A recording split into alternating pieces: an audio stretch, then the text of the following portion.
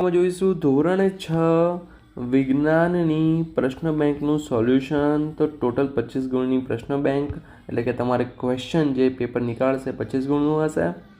તો અહીંયા બહુ બધા પ્રશ્નો છે, જેમાંથી સૌથી પહેલો છે 6 ગુણનો પ્રશ્ન. મતલબ આ જે 5 પ્રશ્નો છે એમાંથી અહીંયા ટોટલ તમને ગમે તે એક પૂછશે. તો સૌથી પહેલાં છે જૈવિક અને અજૈવિક ઘટકોમાં વર્ગીકરણ કરો. તો જૈવિક એટલે જેનું વિઘટન થઈ શકે, જેમ કે આપણે મનુષ્ય, જેમ કે પર્ણ, વૃક્ષ, બરાબર. તો સૌથી પહેલાં છે ટેબલ. તો ટેબલ જો લાકડાનું હોય તો એ જૈવિકમાં આવશે, પણ જો પ્લાસ્ટિકનું હોય તો એ અજૈવિકમાં આવશે. એટલે હમણાં આપણે આને કોઈ સ્પેસિફાઈ નથી કર્યું, માટે અજૈવિકમાં લઈશું. કૂતરું, તો કૂતરું જૈવિક ઘટક છે. પથ્થર, તો પથ્થર અજૈવિક છે. મતલબ જે પડી મતલબ બહુ ટાઈમ પડ્યો તો બગડી જાય જાતે જ, એ અજૈવિકમાં આવે. સમજ્યા તમે? જેમ કે આપણે શાકભાજી હોય તો બહુ ટાઈમ પડ્યો રહે તો કોહવાઈ જાય, બગડી જાય, રાઈટ. પણ પથ્થર આપણે પડ્યા તો બગડે ના બગડે. પછી વાંદરો, તો વાંદરો જૈવિક ઘટકમાં આવશે. સિક્કો, તો સિક્કાને પણ કંઈ ના થાય, તો સિક્કો પણ અજૈવિક ઘટકમાં આવશે. પછી બિલાડી જૈવિક ઘટકમાં આવશે. ત્યારબાદ ગતિના પ્રકારો જણાવવાના છે તમારે. જેમ કે ફ્લેગ માર્ચ કરતા સૈનિકોના હાથની ગતિ, તો એ ગતિ કેવી હશે? આવર્ત ગતિ હશે, કારણ કે જે લોલક છે એ ટાઈપની જ ગતિ આવશે, બરાબર. ત્યારબાદ ચકડોળની ગતિ, તો વર્તુળાકાર ગતિ હશે, બરાબર, વર્તુળ ગતિ. ઉડતા મચ્છરની ગતિ, તો વક્ર ગતિ આવશે. પતંગિયાની ગતિ વક્ર ગતિ આવશે. ઘડિયાળના લોલકની ગતિ, તો એ આવશે આવર્ત ગતિ. બંદૂકમાંથી છૂટેલ ગોળીની ગતિ, તો સરળ રેખીય ગતિ, એટલે કે સુરેખ ગતિ, સીધે સીધું જાય એટલા માટે. ત્યારબાદ નીચે આપેલા સજીવોનું તેમના નિવાસ સ્થાનના આધારે વર્ગીકરણ કરો. ભાઈ ક્યાં ક્યાં રહે છે? તો જંગલમાં ભાઈ સિંહ રહે, હા રહે. માછલી પાણીમાં રહેશે. રણમાં ઊંટ રહેશે. વાઘ જંગલમાં રહે. પાણીમાં ભાઈ ઉંદર ક્યાં રહે? ઉંદર રણમાં રહે. મગર પાણીમાં રહે. ત્યારબાદ નીચેના પદાર્થોનું પારદર્શક, મતલબ આપણે આરપાર જોઈ શકીએ. પારભાષક મતલબ થોડું ઝાંખું જોઈ શકાય. અપારદર્શક મતલબ કંઈ જ ના જોઈ શકાય.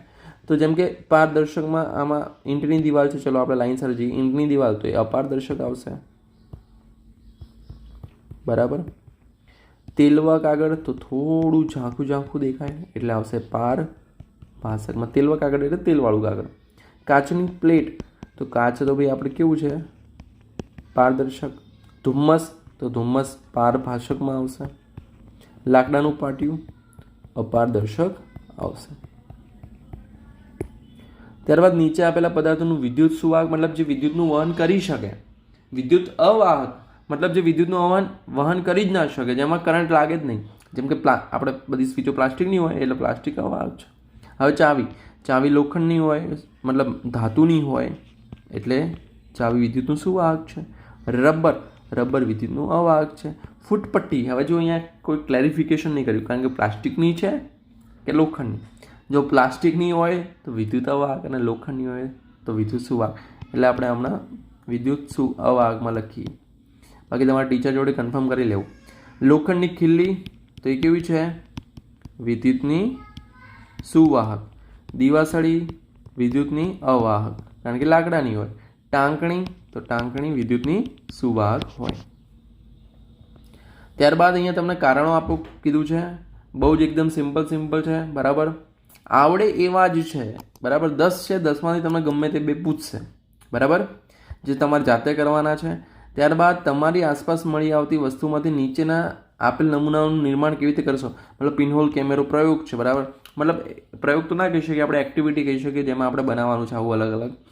તો એનું તમારે ગમે તે એક પૂછશે આમાંથી 5માંથી. ત્યારબાદ પ્રશ્ન 4a, નીચેના પ્રશ્નોના જવાબ આપો.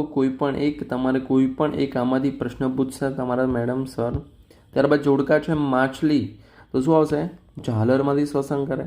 અળસિયું ચામડીમાંથી. દરિયા કિનારે આગળ, તો કરચલો. શંખ ઘાસના મેદાનો, તો વાઘ હરણ. વરાળ યંત્ર, તો આગગાડી.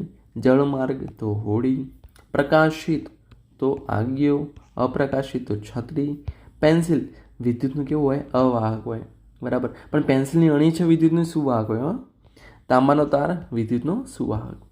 ત્યારબાદ તમારે નીચેના પ્રશ્નોનો જવાબ આપવાના છે 5માંથી ગમે તે એક, બરાબર.